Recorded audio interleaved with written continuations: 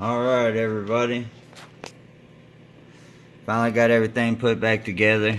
The only thing I didn't wire up is the power and ground from your flight control to your ESC.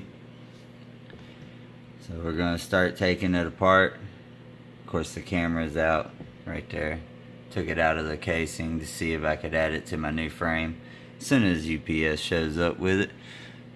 Everybody loves waiting on UPS. Gotta love it. Alright, well, we'll get to it. Alright, so let's start trying to remove this first motor. I'm going to start here with the closest to me. It's going to be this power wire. Sorry for the weird angle there. I'm having to use my phone. My camera took a dump on me and didn't want to do its job, so it shall have to get replaced. But in the meantime, I didn't want to make y'all wait any longer on this video. I didn't want to wait any longer to do it. I did put this thing back together just for the simple fact of making the video and not having it complete junk. Let me get that solder off there real quick. I don't like how that went off the side of the board there.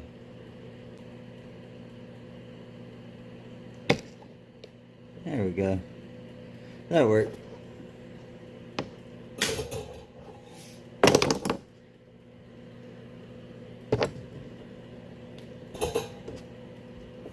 Always make sure you clean your soldering iron off. Just makes it go easier. Let's go with the signal wire.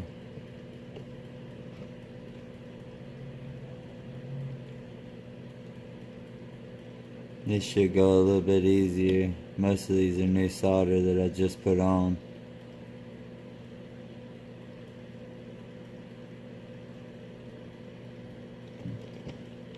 There we go. That one looks good.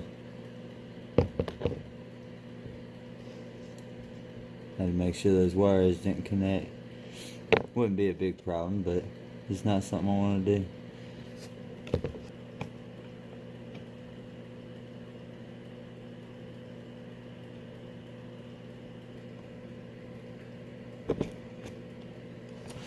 Alright, and there you go, we have one full motor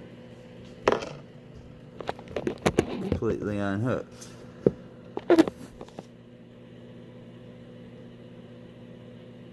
You see that residue that's left behind by the flux, which I will get that all cleaned up and everything. Then flip it over.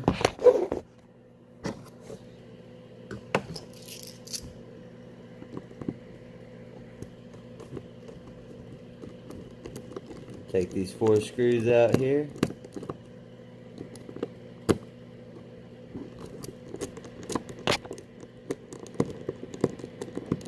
Which, because my frame is plastic, all these screws don't quite come out easily from the plastic part.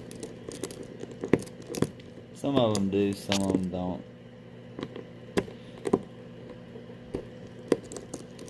But these screws are all generic, the same size as all the other screws on the quad, so except for a couple that hold down. I think it's a flight controller different. They got a little made washer on them.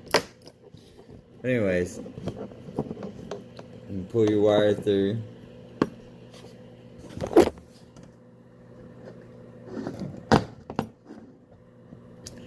Pull your wire through. Now let your motor drop down. There's your heat shrink and everything. You just redo that process on 1, 2, 3 more times. So we'll be back as soon as that's done. Alright everybody. We got all 4 of the motors taken off. Right now, I'm going to remove the screw here.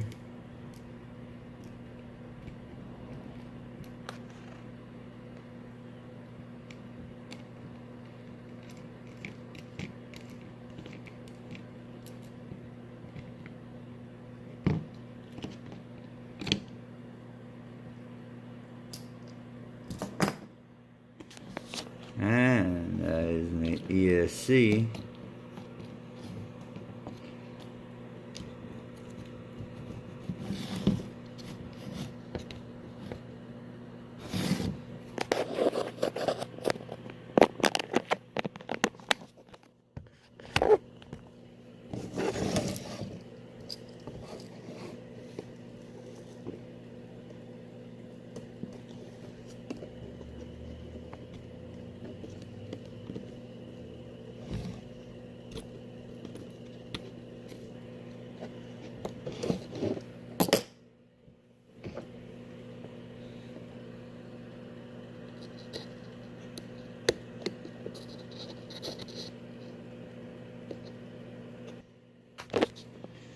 There we go.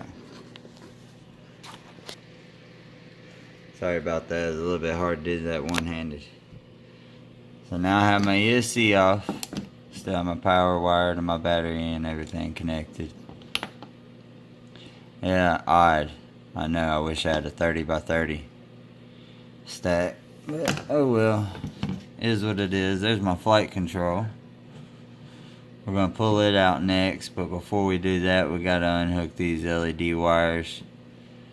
Because the only way to take the LEDs out is by taking the actual LED itself out of the housing. The housing doesn't come off or unscrew, like most of your other good models. Anyways, as soon as I get those LED wires off, I'll show you a little bit about the flight control and then we'll be done. Alright, give me just a second. Alright, we finally got all those wires taken off, and all you do is lift this out. And the reason why I didn't want to just stop the video and tell y'all just take those 4 screws off and take those 8 wires off and you can pull this straight out, is because I don't know if you noticed, this right here is my receiver antenna. If you flip this thing over, have you ever seen a receiver do that? Can't change my receiver out for the life of me. There's nothing I'm gonna do to change that.